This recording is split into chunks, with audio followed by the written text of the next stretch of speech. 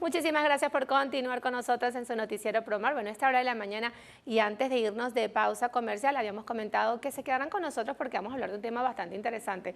Tiene que ver con los fenómenos meteorológicos que ya se están viviendo en esta temporada del año y así que vamos a hablar sobre la importancia del monitoreo meteorológico. Para eso tenemos un invitado especial con nosotros.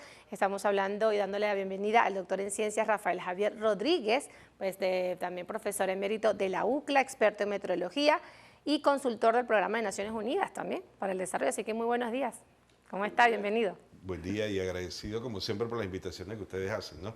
Y en estos días tan particularmente interesantes por este tema.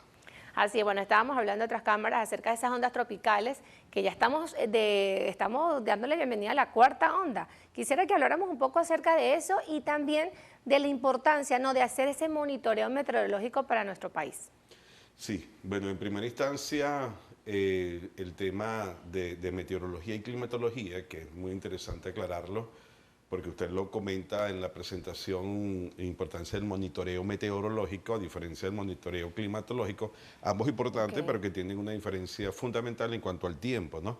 La meteorología es lo que estamos hablando, de lo que usted acaba de comentar en el programa, haciendo un pronóstico meteorológico o básicamente leyendo un pronóstico meteorológico para las próximas horas. Eso es meteorología, eso es tiempo atmosférico, condición altamente cambiante e instantánea, ¿no? Instantánea. Ya la climatología es una proyección, la climatología es lo que ha ocurrido, por ejemplo, en Barquisimeto durante los últimos 50, 100 años, es decir, ya es estadística. Si hacemos una analogía, como enseñaban los griegos, nosotros pudiésemos decir, comparando, por ejemplo, una película y la climatología, si la película son muchas fotografías, el clima son muchos estados de tiempo. Entonces el tiempo es instantáneo, yo repito. Si nosotros vamos a hacer una previsión para mañana, estamos hablando de meteorología. El caso de las ondas tropicales es interesante comentarlo porque desde el punto de vista estadístico se presentan todos los años a partir del 1 de junio para el Océano Atlántico. Básicamente cuando hablamos del Atlántico es el Océano Atlántico tropical. Sin embargo, antes del 1 de junio 2025 ya se habían presentado dos ondas tropicales. Es decir, normalmente cuando uno define un tiempo no necesariamente es estricto ni rígido, sino aproximadamente a partir del 1 de junio se presentan tantas ondas tropicales. Ya estamos esperando, está saliendo de Cabo Verde la cuarta onda tropical. ¿Qué son las ondas tropicales? Son sistemas formados en torno a un centro de baja presión y que ellos en función de diferentes etapas pudiesen presentarse, y aquí estamos viendo en la imagen, esta es una imagen, por cierto, del día de ayer ya, donde se observa hacia, ya en Centroamérica, el restos de la onda tropical número 2, que por cierto la he estado investigando porque puede ser, se está presentando como un centro importante de baja presión. Esta onda tropical número 3 que venía en el Atlántico, ya se está perdiendo organización, y viene la onda tropical número 4. Esto que pareciera ser medio complicado, no es complicado. Sí, le iba a preguntar, sí, todas bueno, esto esas básicamente franjas. es un mapa sinóptico y aquí, bueno, está en inglés porque generalmente, aunque aquí en Venezuela, por supuesto, por gobernanza es el Instituto Nacional de Meteorología e Hidrología quien debe definir todo el comportamiento. Bueno, básicamente muchos meteorólogos nos basamos en la información del Centro Nacional de Huracanes y aquí, lo digo porque está en inglés, fíjense, la L es low, la H es... La H es en azul, es high, que es alta, y en realidad los vientos van de zonas de alta baja presión, es decir, los vientos irían de las zonas donde está la H hacia donde está la roja.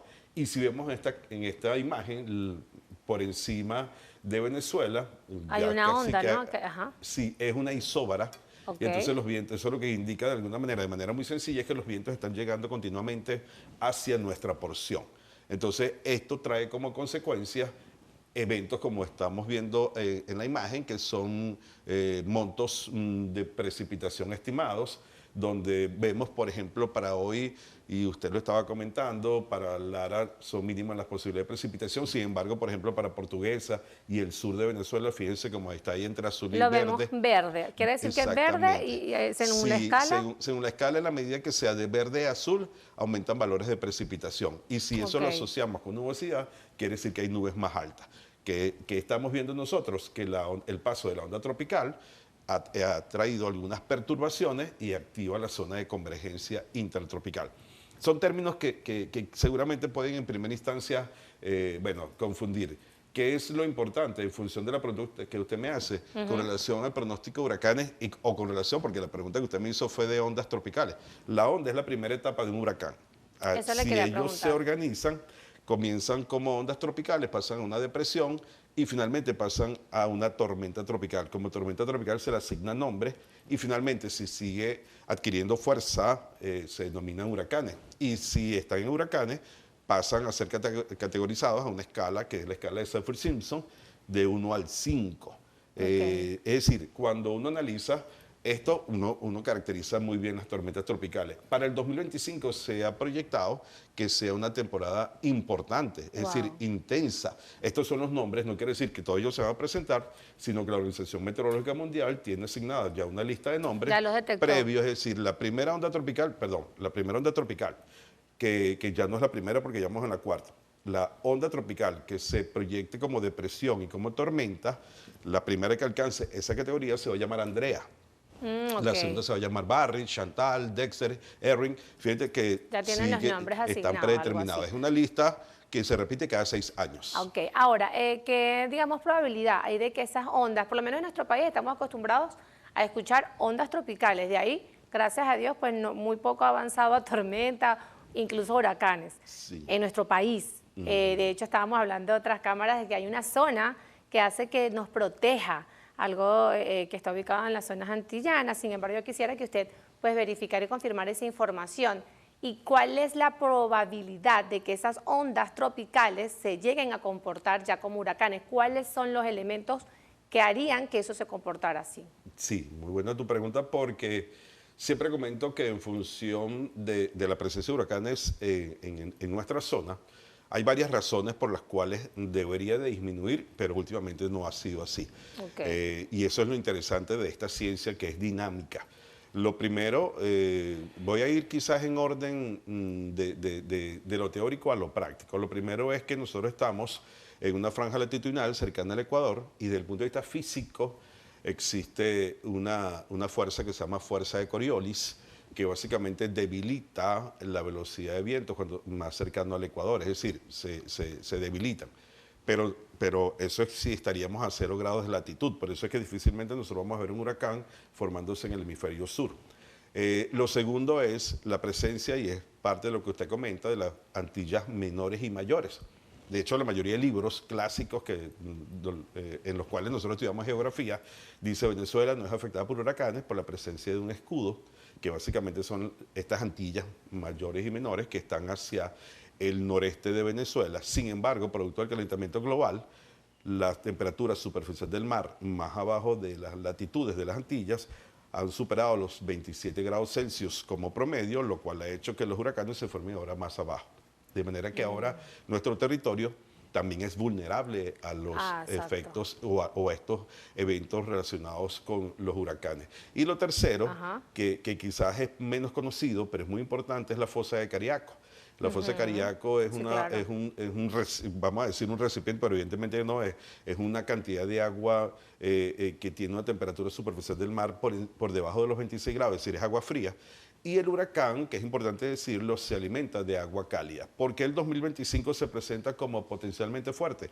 Porque la temperatura superficial del mar está aumentando en todo el Atlántico tropical, sobre todo hacia el Atlántico oeste, Mar Caribe para nosotros, y en el Golfo de México. Esas son las 3 razones físicas que tienen que ver con la presencia o no en Venezuela. Puede ser causas de ese aumento de las tormentas, huracanes. Exactamente. Para nuestro país, ¿hay algún pronóstico, según lo que usted está comentando, que ya, digamos, somos un poco más vulnerables a que esto pueda suceder? ¿Hay un pronóstico en este año 2025 que esas ondas pudieran convertirse?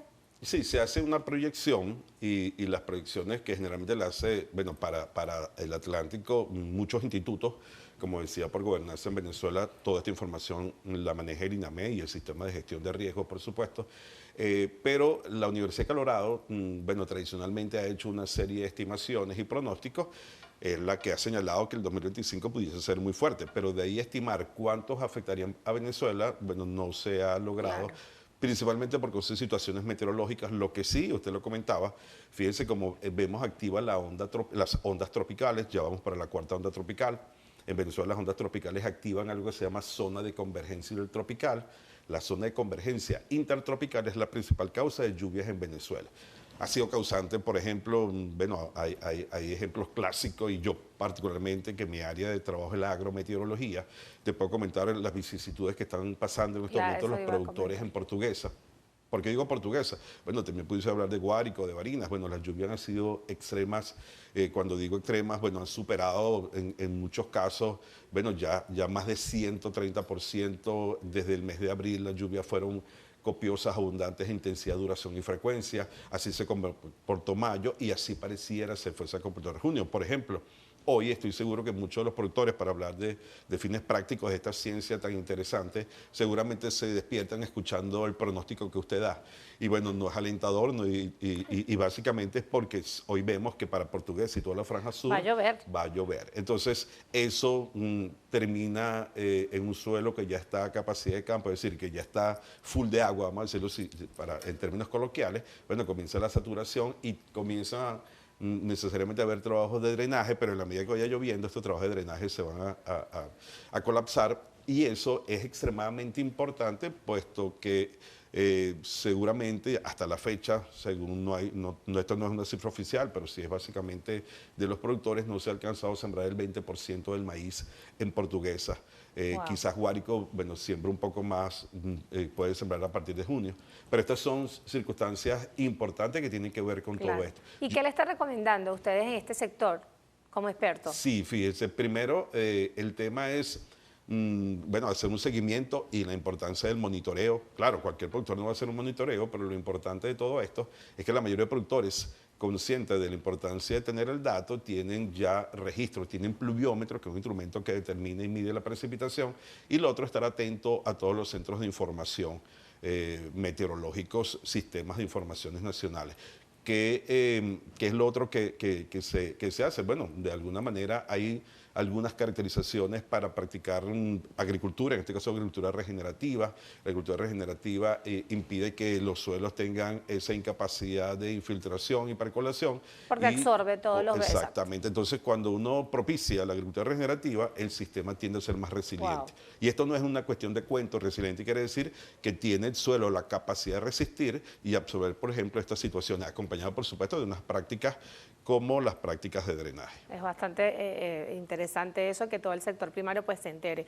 Doctor, ya para cerrar, ¿qué se esperan de estas ondas? ¿Cuántas se esperan, si usted tiene conocimiento ahora, que pueda estar afectándonos a nuestro país? Y bueno, recomendaciones generales también. Sí, vamos a entrar en uno de los meses más activos en cuanto a ondas tropicales. El número de ondas, bueno, el año pasado llegaron a ser más de 50 ondas tropicales. Sí. No quiere decir que cada onda tropical va a terminar como un huracán, porque como puede terminar en depresión y básicamente ahí pierde organización, o en tormenta. Y muchas veces en depresión puede tener una depresión tropical, me refiero, ¿no? Que son las tres etapas: onda, depresión tropical, tormenta tropical y huracán. Recordemos que el año pasado ya estábamos en noviembre y se presentó Milton, que fue un huracán categoría 5, y no fue categoría 6 porque no existe la categoría 6, pero la velocidad de viento sostenido fue mayor a 250 kilómetros por hora. También recomiendo, por ejemplo, aquellos que sean más acuiciosos, hay un trabajo en internet, por ejemplo, yo tengo algunos trabajos que se llaman acerca de las lluvias en Venezuela, pueden colocar ese título acerca de las lluvias en Venezuela, colocan mi nombre completo y aparecen algunas investigaciones relacionadas con las causas de lluvia en Venezuela y cómo básicamente adaptarnos ante esas circunstancias. Así es. Bueno, muchísimas gracias, doctor, por esta cápsula de información bastante interesante, y sé que quedaron muchas preguntas, pero más adelante vamos a estar contactándolo, por supuesto, porque esto todavía apenas está comenzando en estas ondas tropicales. Así es, con todo el gusto. Así es. Bueno, estábamos conversando con el doctor en ciencias Rafael Javier Rodríguez, también profesor emérito de la UCLA, experto en meteorología y también consultor del Programa de Naciones Unidas. Y bueno, esto acerca de la importancia del monitoreo meteorológico, hablando un poco de esas ondas, cómo se convierten de ondas a tormentas, a huracanes, bastante interesante. Con esta entrevista, pues nosotros nos despedimos agradeciéndoles a todos ustedes por su sintonía. Yo soy Nelly Carolina González. Para mí ha sido un gran placer estar con ustedes durante estos 30 minutos de información, pero los dejo a continuación con más de Promar.